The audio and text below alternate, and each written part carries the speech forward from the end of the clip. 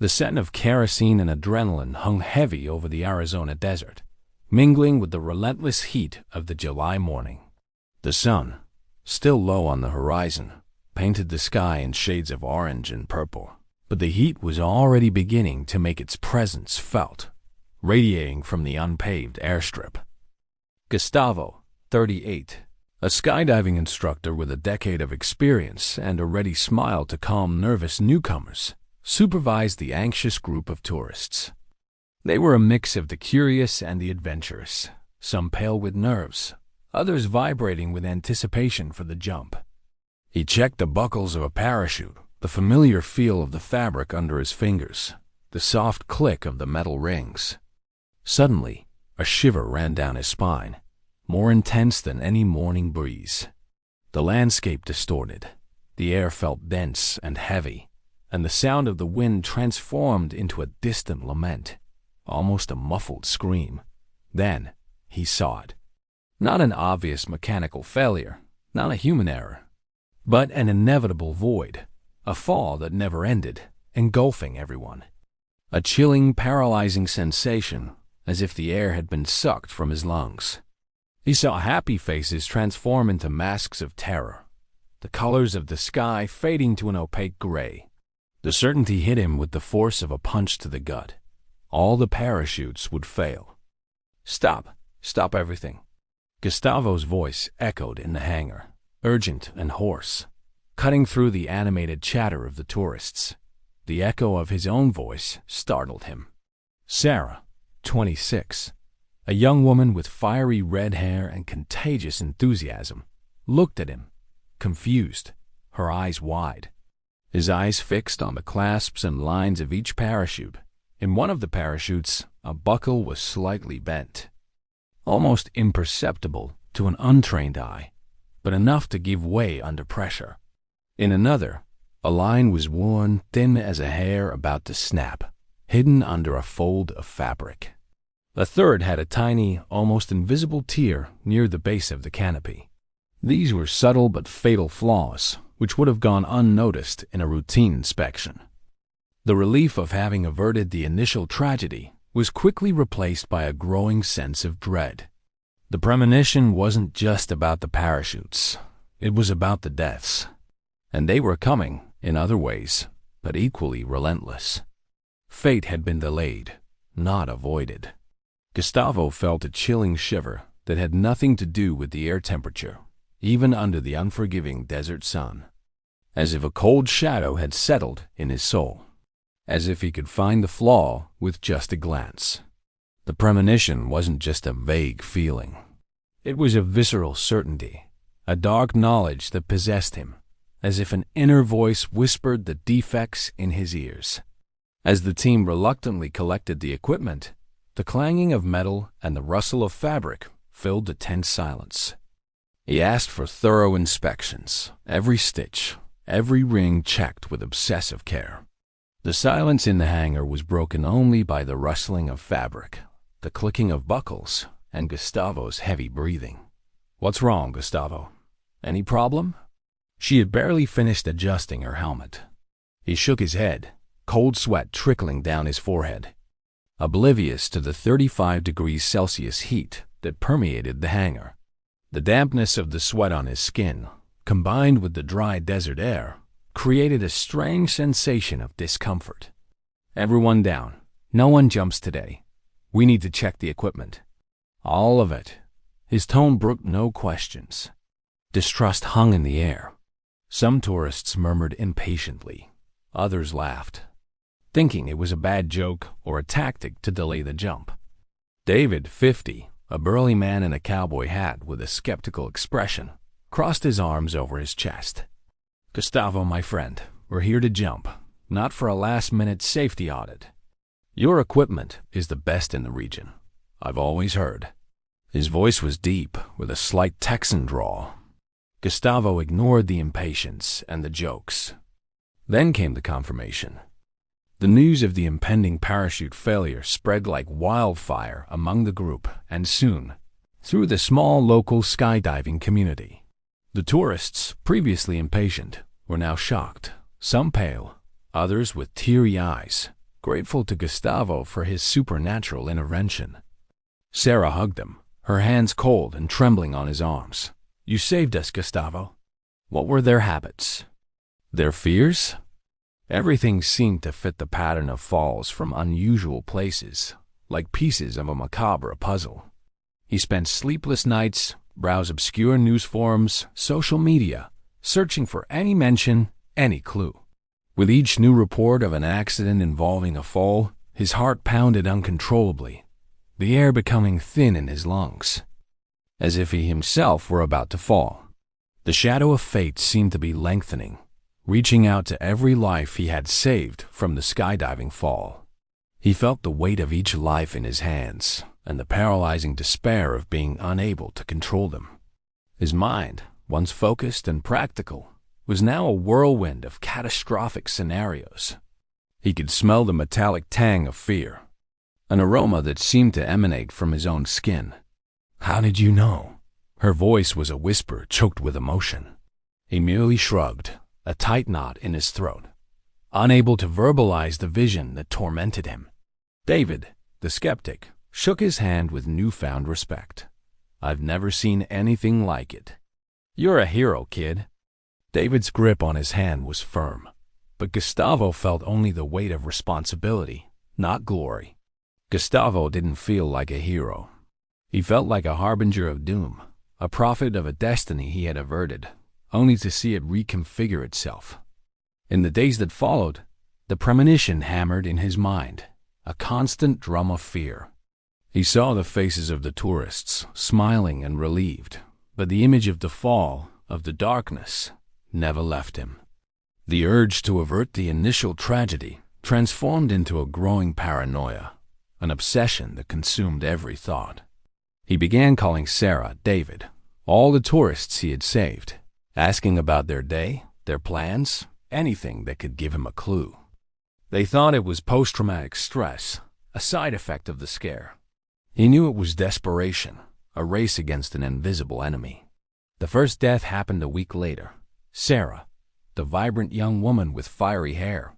She was in New York, in her 12th-floor apartment, watering plants on her balcony on a sunny day, according to reports.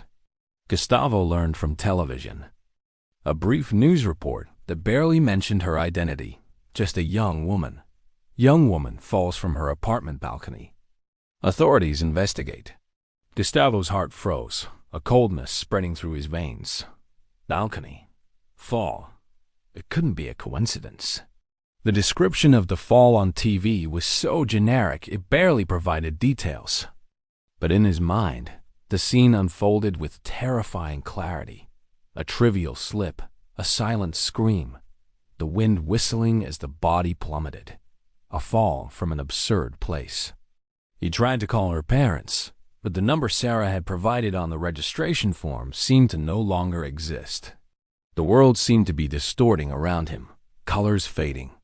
The sound of traffic on his own city street transforming into a distant, menacing hum. Gustavo's paranoia intensified, turning into an unceasing fever. He began researching each of the tourists in depth. Where did they live? The second death came 2 weeks later, heavy as a stone. David, the man in the cowboy hat with the skeptical laugh, a logic in the deaths that mocked his attempts at salvation. They listened to him with professional skepticism, with the polite patience reserved for a visibly disturbed man. "Sir, we regret your losses, but these are isolated accidents. There's no apparent connection, just tragic coincidences." The police officer's voice, monotonous and professional, sounded like a distant, almost unreal echo. Isolated. He knew they weren't. The connection was him, the premonition, the invisible web of fate that bound them all together. With each accident, the invisible rope tightened around his own neck, and he felt the air thin. Falls. Always falls. From unusual heights in bizarre, almost caricatural circumstances. He remembered the vision with terrifying clarity. Falls from absurd places. The prophecy unfolded before his eyes, relentless, like a play in which he was the sole spectator and, at the same time, an involuntary actor. Sleepless nights, his mind hyperactive, he began to see dangers at every corner. On every step, on every staircase that led to any height. A constant sensation of dizziness accompanied him, as if the very ground were about to give way beneath his feet at any moment. Fear became a constant companion, an oppressive weight on his chest, a dull ache that never left him. The texture of the sheets on his bed felt rough against his sweaty skin, and the smell of breakfast, once comforting, was now just a reminder of the emptiness in his stomach and the loss of appetite that consumed him, with whom Gustavo had exchanged few words, but whose image stuck in his mind as a vivid reminder of the averted tragedy. The news came from a local Texas newspaper, a small obituary hidden in the back pages, where David lived on an isolated ranch, surrounded by cornfields and an immense sky. Farmer found dead in grain silo. Accidental fall. Gustavo felt a sudden nausea, bile rising in his throat. A grain silo. The image of David, once so vibrant and full of life, now mingled with the grim vision of a body falling into a dark, deep pit, the muffled sound of grains engulfing him. He tried to call David's family, the number provided by the skydiving agency, but the line was always busy or went straight to voicemail. The feeling of helplessness was overwhelming, a burden that crushed him. He had saved these people from a fall from the sky, an act that initially made him feel like a god for a brief moment, only to see them succumb to other falls, even more cruel and inexplicable. In places so mundane they bordered on the absurd. The premonition was not a parasite in his mind. It was Gustavo's very mind, dictating his rhythm, stealing his peace, his reason. He began to isolate himself, refusing to leave his house, afraid that his own presence, his macabre aura, would draw death to others, to innocent people who crossed his path. His house, once a sanctuary of peace and privacy, became a silent prison. The silence was broken only by the sound of his own ragged breathing and the incessant ticking of the clock on the wall, a mechanical sound that seemed to count the seconds until the next tragedy, marking the inexorable passage of time. He tried to find a pattern. Gustavo called the police, health authorities, anyone who could make sense of what was happening, but his words seemed to get lost in the ether. The third victim was Mark, a young student from Los Angeles who was on his first solo vacation. He was found at the bottom of an abandoned artesian well in a small Kansas town, a downward spiral that seemed to have no end.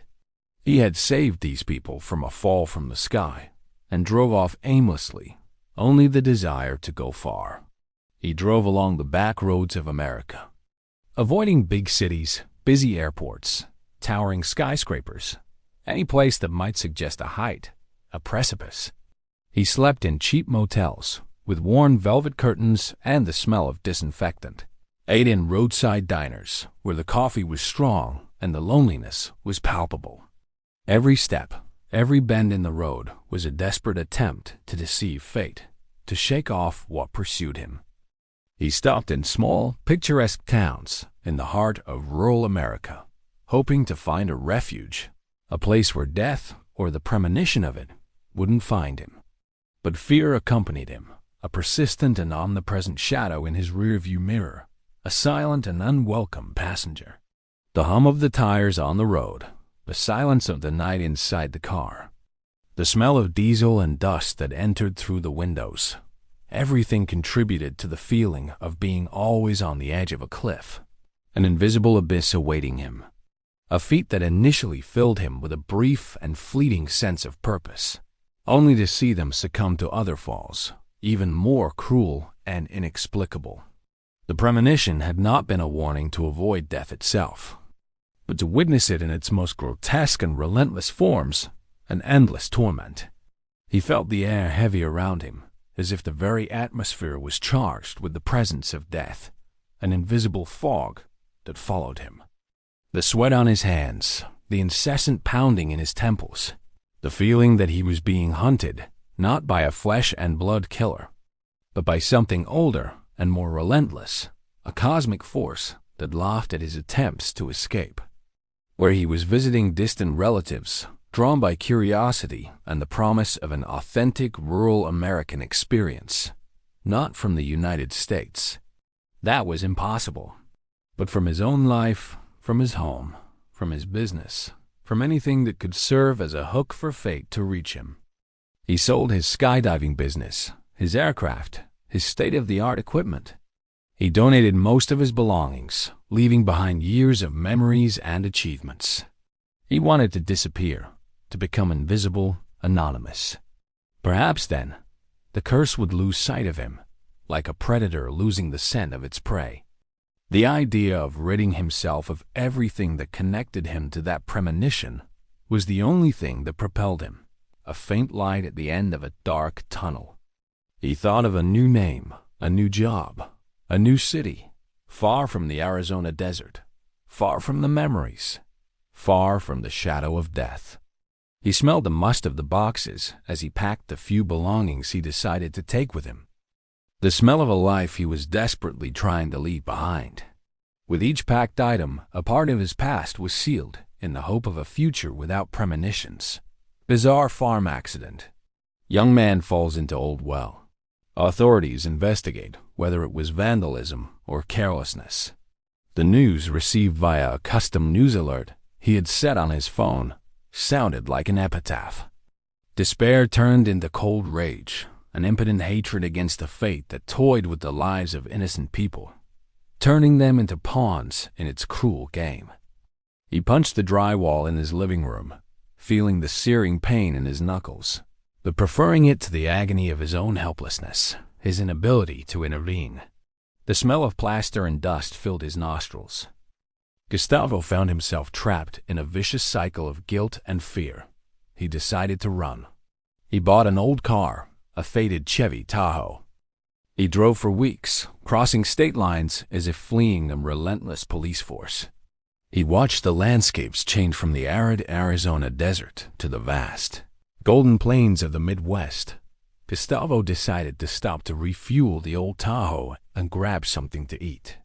The town was tiny, little more than a cluster of a few wooden houses, a gas station, and a single diner with a faded facade. The pie arrived, steaming, but he barely saw it, his attention completely stolen by the sight in the car. His eyes were fixed on the window, unable to look away. He paid the bill hastily, his hand trembling as he took the notes and walked out onto the street, ignoring the growing storm that was brewing in the sky, the wind that was now beginning to lash at the small trees. The wind howled, and the first drops of rain began to fall, heavy and cold, against his face. He opened the car door, the creak of the rusty hinge echoing in the silence of the ghost town. The smell of rusty metal mingled with the smell of rain-soaked earth, a strangely funereal aroma. He parked his car near the establishment's entrance, the engine sputtering before falling silent. Perfectly folded in the back seat, visible through the backpack and jacket he had thrown over it, as if placed there on purpose. A parachute. Not just any parachute. It was his skydiving parachute, with the vibrant orange canopy, the exact same shade as the parachute he had used on countless jumps, the same one he had sold along with all his equipment, with the promise of never looking back. He had gotten rid of everything. How could it be there? Hadn't he sold it? No. The voice of fate, once a distant whisper, now screamed in his ears. A cold, omnipresent laugh. The final jump. The wind blew strong, carrying the scent of pine from nearby forests and the promise of an imminent storm. He sat on one of the diner's worn leather boots, ordering a strong coffee and a slice of apple pie, hoping the warmth of the drink and the sweet taste would calm him. The waitress, an elderly woman with gray hair pulled back in a bun and a gentle smile, served him with an air of familiarity he wasn't used to, almost as if she knew him from somewhere. The smell of frying oil and stale coffee hung in the air. And then to the rugged, pine-covered mountains of Wyoming. The air in the diner seemed to grow heavier, denser, and the hum of the refrigerator in the background became deafening, drowning out the faint conversation of the few patrons. The comforting aroma of coffee and pie transformed into something metallic, almost sulfuric, like the smell of an approaching electrical storm. He looked out the window at his parked car, and something caught his eye in the back seat, where he had casually tossed a jacket and some backpacks. There was a vibrant, bright, unmistakable patch of color, a vivid, almost electric shade of orange, starkly contrasting with the dust and darkness of the car's interior, where the air was cooler and the silence deeper. With each mile traveled, a new layer of hope emerged, faint as the morning mist in the mountains, but real enough to keep him moving. Perhaps he was succeeding. Perhaps fate could be tricked after all, like a cosmic game of hide and seek. He avoided tall buildings, opting for ground-floor motels. He bypassed elevators, preferring the stairs, even if the physical exertion left him breathless. He checked every step, every seat he sat in, as if the ground could give way at any moment. His life became a series of exhausting precautions, a constant ritual to avoid the inevitable. In a small town in the middle of Wyoming, whose name he barely registered, while waiting for his food, Gustavo felt a tingling sensation on the back of his neck, a familiar and chilling feeling. A shiver ran down his spine, more intense than the wind outside. And there it was. Gustavo pulled the backpack and jacket off the parachute, revealing it completely, turning the asphalt into a dark mirror, reflecting the heavy sky. The wind lashed at the slender Wyoming trees. The premonition. The fall. Not from a building, not from a silo, not from a well. The parachute, open and waiting, was the final piece of a macabre puzzle. The fall, after all, was inevitable. And so, Gustavo, the man who had saved so many from falling, found his own final jump. Silence took over the car, and the rain continued to fall, washing the world of its vibrant colors, leaving only gray and mourning and an orange parachute that told a story. It was different, more subtle, more personal, a descent into the unknown, into the void he had glimpsed before. He remembered the vision, the fall, the emptiness. But what would you do if fate knocked on your door, not with a warning, but with an inescapable certainty? Not a physical fall, but the fall of his very existence, the surrender to the inevitable, the indirect form of death. And a distant thunder reverberated through the valley, a deep sound like a funeral drum.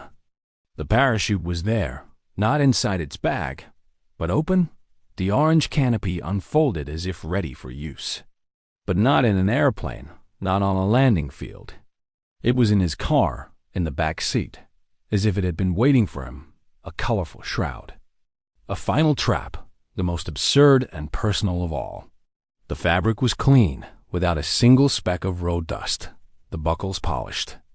The vibrant orange canopy, now darkened by the rain seeping into the car, seemed to emit a ghostly glow. Fate had played with him, had pursued him down dusty roads and silent towns, and now confronted him with the very tool of his life, transformed into a symbol of his end. The irony was almost unbearable.